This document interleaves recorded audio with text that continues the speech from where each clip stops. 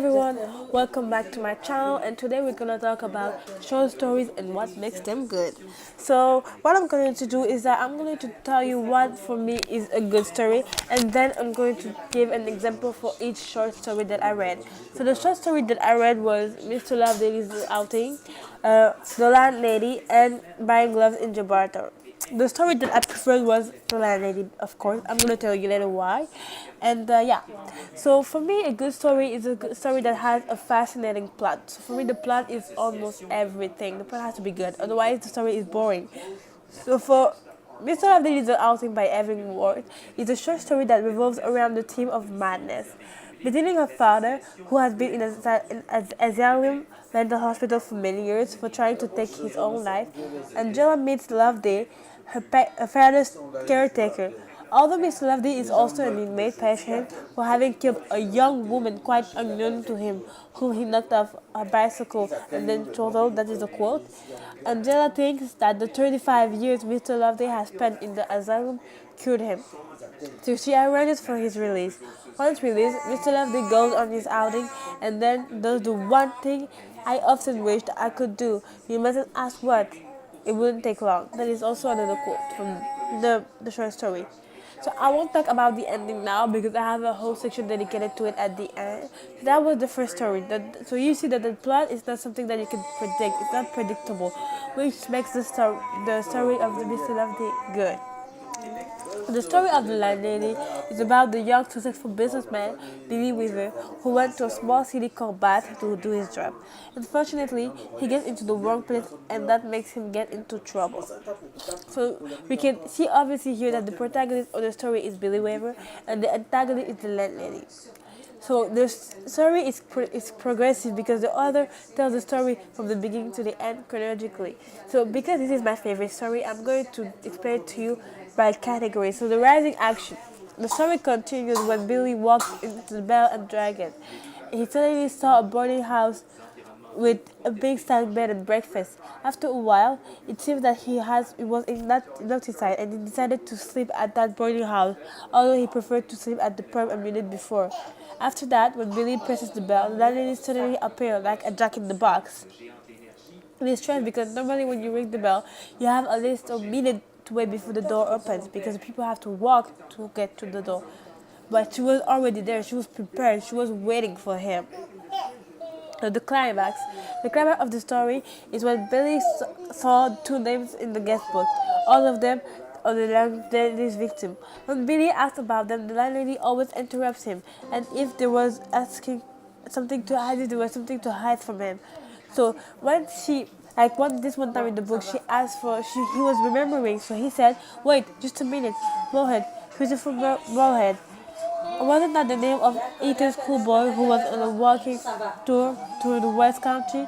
And then all of a sudden, milk, she said, and sugar? Yes, please. And then all of a sudden, Ethan, schoolboy? She said, oh, no, my dear, that can't possibly be right, because I'm Oled. My certainly not an Ethan boy when he came to see me. He was a Cambridge undergraduate. Come over here now and sit next to me and warm yourself in front of this lovely fire. Come on, your tea is always ready for you. Then she gave Billy a cup of tea, which smells like almond. Actually, it's a cyanide poison because almond smell is a characteristic for cyanide. Finally, the landlady told him that the dashcam and the parrot embed that animal. So we can presume here that she's gonna embed him like she did to the animal and probably she did to the other boys. So here you can see how she is brisk and he is not brisk at all. So now buying up in the Gibraltar is an encounter a man has with a young woman working at the store. The man is blinded by the woman's sweet words and not her true actions. The man believes the woman is being honest and generally cares for his appearance, when in reality she is just trying to make a sale. In doing this, she invites the man to try on a pair of gloves that are most definitely small for him. Though he knows they are not fit, he is determined to get them on his hands to satisfy her desires. He at one point even accidentally rips the gloves but hides it. He continues to struggle to put them on. And even though she tells him that he doesn't have to pay for them if they are ripped, his ego still makes him do it. still makes him continue to try them on and still continue to want to keep them. That's it. So with the three stories, we can see that the plot is actually diverse, and you cannot predict what's going to happen next. So you don't know. So that makes you get be more interested in the story. So something else that makes the story interesting for me is the conflict, because the conflict makes the story interesting to watch. So in Mr. Love, the conflict I think is between Angela and Nelly Moping, because Angela seems to be totally uninterested in the class system and appears to be trying to break free in her own way. She also associates herself with the inmate at the asylum, because like they say, Angela left the asylum oppressed by a sense of injustice. So, unlike her mother, who is actually really interested in the society and the class system, she's from the upper class and she wants to stay from the upper class, which actually doesn't bother Angela. She doesn't care about upper class and lower class. So in The Landlady, Dal is exploring the theme of conflict that is obvious. At first, Billy is in two minds as to whether he should stay at the bed and breakfast, preferring instead to stay at the Bell and Dragon. However, due to the physical appearance of the bed and breakfast, Billy ends up changing his mind. So only slightly, Billy is still nonetheless in conflict with himself. He wants to go somewhere else, but he decided to go at another place, which is actually he's in conflict. So in buying glove into barter, from the very beginning, Twain is accurately aware that the kid gloves are not fit for the man. He said, "I knew it was no such thing," and continues absolutely to try make his hand fit the glove, in spite of the said lady declaration. If they tear, you need not to pay for them. His ego, discomfort, and embarrassment increases and create a situational irony, when in the end, the man shows complete disregard from common sense and purchases the shredded gloves to avoid disgracing himself in front of his peers. The man is also in conflict with himself. So here I just revealed the ending, but it's just to prove the point that of the conflict. He's in conflict with himself, and the ending proves that. So that goes to my third point and the final point. What makes a good story is the ending. The ending is the most important part. The story cannot be good if the ending is bad.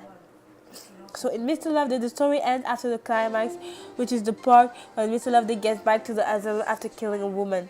That ending is completely not expected. We didn't know that Mr. Loveday would kill someone. Everyone thought he was a nice guy. So that makes the story really good because the ending is totally something that you didn't expect will happen. In the end, the landlady told Billy that he was the only guest who came to the house after two persons is in the guest book. The final part of the story can be categorized as open because the author let the reader guess this resolution by themselves.